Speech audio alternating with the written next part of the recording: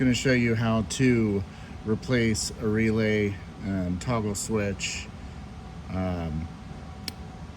if you're having issue with the machine won't fire, the toggle switch gets broken or damaged, both very easy to fix. So start off by removing the face. Make sure your battery is unhooked from the trap.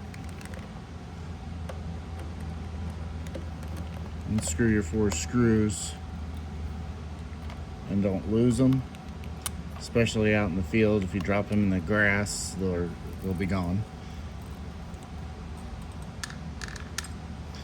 And then you'll need a needle nose pliers to undo them. So the wire is long enough where you can kind of pull it out here and get to both either the toggle or the relay. And so replacing them, a lot of times, like if I go in here to see what the issue is, I'll check for burn marks on the wires and things like that. That usually indicates low voltage to your relay. Corrosion on the terminals, that can also cause your toggle switch not to be working properly. So very simple, straightforward. You have your wires going to the relay. So this one goes to your motor. This is your main power coming in from the toggle. This is your power to power the coil of your relay. This is your main ground. And then this is your switch side of the relay, where you have your green wire here that's going to the dongle. And then you have your white wire that's going to your toggle switch. So best way to do it, pair of needle nose pliers. And then we like to grab, like, one thing you can also do is put your pliers under and lift up, and then that will kind of unseat it from there. If you just try to go from here to start, it's kind of difficult. So once you kind of pry it up, then you can grab it from up here, start wiggling it, and then it'll work itself off. Same thing with this one. Just gonna pry it up.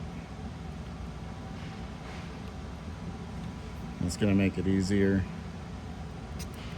to undo it. And so best thing to do is just take a snapshot with your photo on how the wiring is before you start taking stuff apart. That way you have a reference to look at. Makes it really simple to just pop your phone open and look at the picture. So once you undo all those, then get your new relay and then just put them back in, grabbing up here on the top of the terminal, and then just slowly wiggling it down, giving it some even pressure to go back on.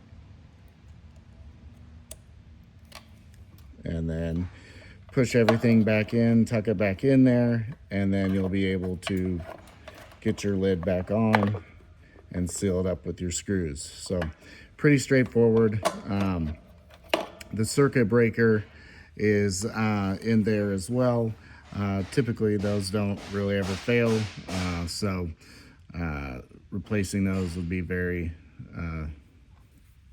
long shot to replace one of those. But the electronics are simple in it, so really easy to replace that relay or a toggle switch.